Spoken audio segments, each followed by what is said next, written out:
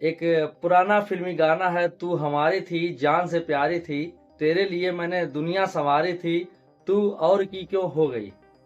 ये लाइनें पूर्ण रूप से चरितार्थ होती हैं इस कहानी पर। चकेरी थाने के अंतर्गत सेन पश्चिम पारा थाना के अंतर्गत स्वर्ण जयंती बिहार में अचानक सुबह 6 बजे एक करोड़पति की कार से कुचलकर मृत्यु हो जाती है।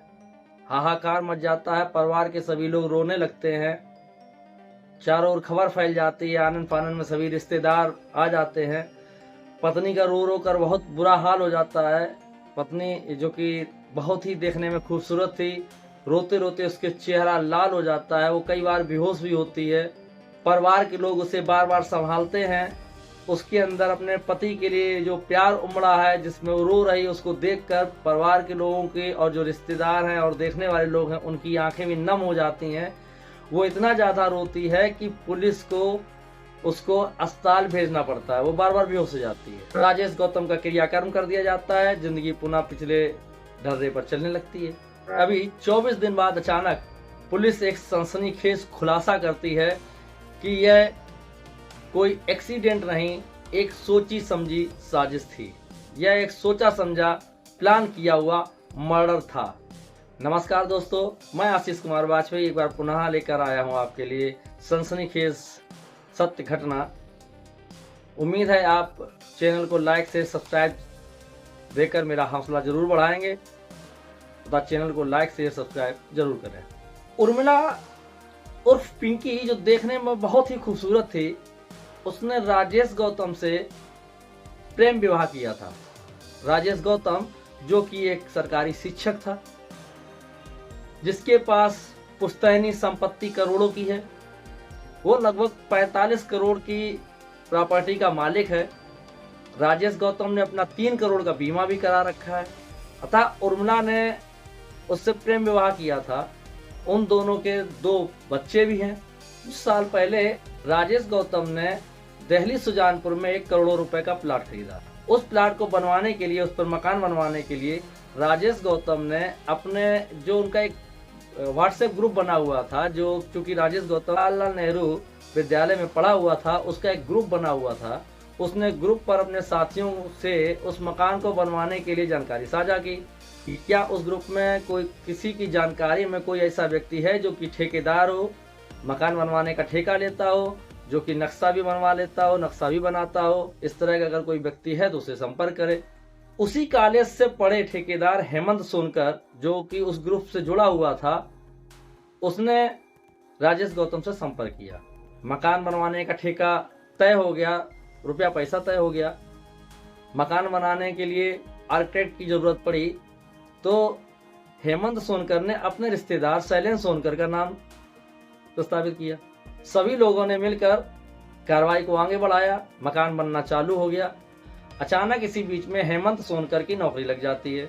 वह नौकरी के लिए निकल जाता है, तो मकान को बनवाने का जो ठेका था वो शैलेंद्र सोनकर अपने ऊपर ले लेता है और मकान बनवाने लगता है। क्योंकि अब शैलेंद्र सोनकर उन मकान का ठेका ले चुका होता है, तो वो उस ठेके मकान के मजदूरों के पेमेंट के बहाने या सामान लेने के बहाने वो बार बार राजेश गौतम, जो कि वहीं पे किराए के मकान में रह रहा होता है, उससे मुलाकात करता रहता है। जब राजेश गौतम नहीं होता है तो उसकी पत्नी उर्मिला उर्फ पिंकी, चूंकि जब मकान बन रहा होता है तो पिंकी उर्मिला को भी उसमें इंटरेस्ट होने लगता है कि मकान कैसे बन रहा, क्या बन रहा, जानकारी लेना शुरू कर देती है। इसी बीच में जब राजेश गौतम नहीं होते हैं तो शैलेंद्र सोनकर मजदूरों के लिए रुपए लेने के लिए या सामान के लिए रुपए लेने के लिए घर आया जाया करते थे उनके। उर्मिला चूंकि वहीं जहां मकान बन रहा था वहीं किराए पर रह रही थी। धीरे धीरे दोनों में आपस में बातचीत होने लगी। बातचीत होने पर शैलेंद्र सोनकर, चूंकि उर्मिला बहुत ही खूबसूरत थी, शैलेंद्र सोनकर को उससे धीरे धीरे प्यार होने लगता है। अक्सर वो उर्मिला के पास में किसी न किसी बहाने से आना शुरू कर देता है। धीरे धीरे उर्मिला को भी उससे बात करना अच्छा लगने लगता है और यह प्यार में बदल जाता है। प्यार इस तरह से परवान चढ़ता है कि उन दोनों में अवैध संबंध भी हो जाते हैं। चूंकि मकान के निर्माण की बाबत वो मुलाकात करता था तो इस बाबत किसी को शक भी नहीं हो पाता है। लेकिन अचानक एक दिन राजेश गौतम इन दोनों को रंगे हाथ पकड़ लेते हैं। राजेश गौतम, उर्मिला और पिंकी और शैलेंद्र सोनकर के बीच में बहुत ही ज़्यादा लड़ाई झगड़ा होता है। यहाँ तक कि राजेश गौतम मना कर देता कि अब वो मकान का ठेका शैलेंद्र सोनकर को नहीं देगा, शैलेंद्र सोनकर से काम छीन लेगा और मकान नहीं बनवाएगा। जिसे सुनकर पिंकी यानी उर्मिला बहुत ही ज़्यादा परेशान रहने लगती है, क्योंकि उसको हर हाल में शैलेंद्र सोनकर चाहिए था। वह शैलेंद्र सोनकर से बेइंतहा प्यार करने लगती है। अब उसको शैलेंद्र सोनकर इस कदर चाहिए था कि वह शैलेंद्र सोनकर को पाने के लिए राजेश गौतम की हत्या करने का प्लान बना लेते हैं। 6 महीने पहले उर्मिला ने राजेश गौतम को खाने में जहर दे दिया, जिससे राजेश गौतम की तबीयत बिगड़ी और आनन फानन में उन्हें अस्पताल पहुंचाया गया। कई दिन एडमिट रहने के बाद में राजेश गौतम स्वस्थ होकर घर आए। लेकिन राजेश गौतम या परिवार के किसी व्यक्ति को यह शक नहीं हो पाया कि उसको जहर देने वाली और कोई और नहीं थी, उसकी स्वयं की पत्नी उर्मिला थी। राजेश गौतम ने जब इन लोगों को रंगे हाथों पकड़ा था तो इस बाबत चर्चा अपने परिवार में भी कर दी थी। तो परिवार के कई लोगों ने उर्मिला को समझाने का प्रयास किया था, तो उर्मिला इस बात पर भी खिसियाई हुई थी। जब राजेश गौतम स्वस्थ हो गए तो उनको मारने का प्लान ट्रक से कुचलवाने का हुआ। जिस दिन राजेश गौतम के मकान का गृह प्रवेश था, उस दिन पूरी तरीके से प्लान था कि इनको ट्रक से कुचलवा दिया जाए, लेकिन दुर्भाग्यवश राजेश गौतम ने उस दिन हाईवे को क्रॉस नहीं किया। उर्मिला के दिलो दिमाग में राजेश गौतम को मारने का भूत इस कदर सवार हो चुका था कि वो हर हाल में उसको मारना ही चाहती थी। अतः उसने शैलेंद्र सोनकर से कहा कि मुझे हर हाल में तुम्हारे साथ रहना है। मेरे पास कम से कम 45 करोड़ की संपत्ति है, 3 करोड़ का बीमा है, बीमा की भी रकम मिल जाएगी। अगर हम राजेश गौतम को इस तरह से मार देते हैं कि उसकी मृत्यु एक हादसा लगे तो सारी प्रॉपर्टी और बीमा का पैसा मेरा हो जाएगा, फिर मैं तुमसे शादी कर लूंगी और हम लोग खुशी खुशी से यहाँ से दूर कहीं रहने लगेंगे जाके। अब राजेश गौतम की हत्या का प्लान ये बनाया गया कि इसे ट्रक से कुचलवा दिया जाए। इस बाबत शैलेंद्र सोनकर ने विकास और सुमित की मदद से एक ट्रक ड्राइवर से बात की जो उनका परिचित में था। उसने हामी भर ली, लेकिन वह 1.5 लाख रुपया सुपारी लेकर फरार हो गया। तब यह तय हुआ कि शैलेंद्र सोनकर, विकास और सुमित आपस में ही मिलकर राजेश गौतम की हत्या करेंगे। इस बाबत उर्मिला ने 4 लाख रुपया नगद शैलेंद्र सोनकर को दिया, जिसे शैलेंद्र सोनकर ने विकास और सुमित को दिया। अब राजेश गौतम की रेकी की जाने लगी। कब कहाँ आता है, कैसे आता है, 2 महीने तक बराबर उसकी रेकी की गई। गौतम के घर के पास में 2 गाड़ियां, एक वैगन आर और एक इको स्पोर्ट गाड़ी बराबर टहलती रहती थी। 4 नवंबर की सुबह 6 बजे राजेश गौतम अपने घर से टहलने के लिए बाहर निकलते हैं। जब अपने घर से लगभग 1.5 किलोमीटर वो आगे पहुंच पाते हैं, तभी वैगन आर कार 2 बार उनको क्रॉस करती है, उनके आगे पीछे घूमती है। इससे पहले वो कुछ समझ पाए कि पीछे से एक तेज रफ्तार में आती हुई इको स्पोर्ट कार उनको एक टक्कर मार देती है, और टक्कर इतनी जबरदस्त मारती है कि वो कार उनको लेती हुई एक खंबे और खंबे के बाद में दीवार से टकरा जाती है, जिससे दबकर राजेश गौतम की मृत्यु हो जाती है। लेकिन इसी बीच चूंकि कार जो है वो खंबे से टकराई थी, तो जो उसका टायर है वो पंचर हो जाता है। तभी पीछे से वैगन आर आती है। जो कार चला रहा होता सुमित उतरकर वैगन आर बैठ जाता है और कार तुरंत वहां से फरार हो जाती है। क्योंकि राजेश गौतम को वहां कई लोग जानते थे, आनन फानन में उनको तुरंत एम्बुलेंस से अस्पताल पहुंचाया गया, जहां डॉक्टरों ने मृत्यु घोषित कर दिया। पूरे रिश्तेदारों में हाहाकार मच जाता है, सभी आने लगते हैं। जो उनकी पत्नी उर्मिला होती है दहाड़े मार मार कर रोने लगती है, और कोई भी ये व्यक्ति नहीं समझ पाता है कि राजेश गौतम की हत्या में उर्मिला का हाथ होगा। पुलिस आती है, पुलिस इस घटना को एक्सीडेंट का रूप मानकर विवेचना शुरू कर देती है।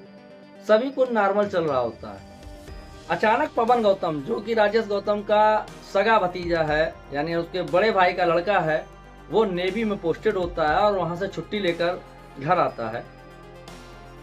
पूरी उसे जानकारी होती है, चूंकि जब राजेश गौतम ने ठेकेदार शैलेंद्र सोनकर को और उर्मिला को एक साथ पकड़ा था, तो इस बाबत उन्होंने परिवार से चर्चा कर रखी थी। परिवार वालों को उर्मिला की हरकतों का अंदाजा था, लेकिन कोई ये नहीं समझ पा रहा था कि ये हरकत इतनी ज्यादा नीचे तक गिर जाएंगी कि राजेश गौतम की यानी अपने पति की एक पत्नी हत्या कर देगी। लेकिन पवन को शक होता है। पवन पुलिस वालों के पास जाता है और पुलिस वालों से कहता है कि जहाँ पे मेरे चाचा का एक्सीडेंट हुआ था वहाँ जो भी सीसीटीवी कैमरे लगे हुए थे मुझे उनकी फुटेज दिखा दीजिए। फुटेज देखने के बाद में पवन इस चीज को गौर करता है जिससे अभी तक पुलिस वालों ने भी गौर नहीं किया था कि एक वैगन आर गाड़ी 2 बार आगे पीछे होती है, फिर एक इको स्पोर्ट गाड़ी आती है और उनके चाचा को टक्कर मारती है। खंबे से टकराने के बाद उसका टायर पंचर हो जाता है, यानी गाड़ी खराब हो जाती है। उससे एक व्यक्ति उतरता है और पीछे से तुरंत वैगन आर आती है जो उसको कवर कर रही होती है और वैगन आर में बैठकर वो व्यक्ति फरार हो जाता है। पवन ने ये बात पुलिस वालों को बताई और इसको इशारा किया कि ये मर्डर है ना कि एक्सीडेंट है। पुलिस को भी बात समझ में आती, विवेचना आगे बढ़ जाती है। तुरंत उर्मिला के फोन नंबर्स को और आसपास की लोकेशन में जो उस तारीख को फोन सक्रिय थे उनको सर्विलांस में लगा दिया जाता है। जो इको स्पोर्ट का नंबर था और जो वैगन आर का नंबर था, इन नंबरों को जांच किया जाता है तो देखा जाता है कि ये नंबर लोडर के नंबर है, यानी नंबर फर्जी थे टोटल। अब पुलिस को बिल्कुल शक होने लगता है कि ये मर्डर है, तो विवेचना अपने तरह से बढ़ने लगती है। पुलिस ने उर्मिला की सीडीआर निकलवाई तो देखा कि एक नंबर पे एक महीने में करीब 4 से बार बात हुई। जब उस नंबर को निकलवाया गया तो उस नंबर का पता कल्याणपुर के जगतपुरी एरिया में रहने वाले शैलेन सोनकर का निकला। इसी बीच 7 नवंबर को उर्मिला अपने बच्चे के साथ में कहीं गायब हो गई। पुलिस ने जब शैलेन के घर पे दबिश दी तो शैलेन भी घर से गायब मिला। जब दोनों को उनके एक रिश्तेदार के घर से पकड़ा गया, उर्मिला ने और शैलेन ने दोनों ने कीटनाशक पी लिया। पुलिस ने उनको अस्पताल भिजवाया और अस्पताल भेजने के बाद में उनको गिरफ्तार कर लिया। जब उन पर सख्ती की गई, उर्मिला पर सख्ती की गई, पुलिस ने अपनी सख्ती की तो उसने सारा इल्जाम शैलेन पर रख दिया। जब शैलेन से पुलिस ने सख्ती की तो उसने पूरा सच कबूल कर लिया। जब पुलिस ने सख्ती की तो उर्मिला ने बताया कि सर गलती हो गई, हम राजेश को मारना नहीं चाहते थे बल्कि उसे अपाहिज बनाना चाहते थे ताकि हमारे और शैलेन के बीच में वो किसी भी प्रकार का व्यवधान न डाल सके। दूसरा ये भी प्लान था कि अगर राजेश गौतम मर जाता है तो हम उसकी हत्या को एक हादसा घोषित कर दें ताकि उसकी जितनी भी प्रॉपर्टी है वो पिंकी यानी उर्मिला के नाम आ जाए, बीमा की रकम भी उसको मिल जाए। हादसे में एक्सीडेंट सो होगा तो बीमा की रकम भी मिल जाएगी और रकम मिलने के बाद में वो लोग शैलेन से खुशी खुशी शादी कर लेगी और उसके साथ रहने लगेगी। इसी बीच पुलिस ने जब उर्मिला के बेटा जो कि 6 वर्ष का था, जब उससे पूछताछ की तो उसने भी अपने माँ पे गंभीर आरोप लगाया। उसने बताया कि जिस दिन पापा की मृत्यु हुई है उस दिन मैं पापा के साथ में टहलने जाने वाला था, लेकिन मम्मी ने मुझे जबरदस्ती बाथरूम में बंद कर दिया था जिससे मैं पापा के साथ टहलने नहीं जा सका। पुलिस ने चारों व्यक्तियों को यानी पुलिस ने उर्मिला और पिंकी, शैलेन सोनकर, सुमित सोनकर, विकास सोनकर को गिरफ्तार कर लिया है। गिरफ्तार करने के बाद उनको जेल भेज दिया है।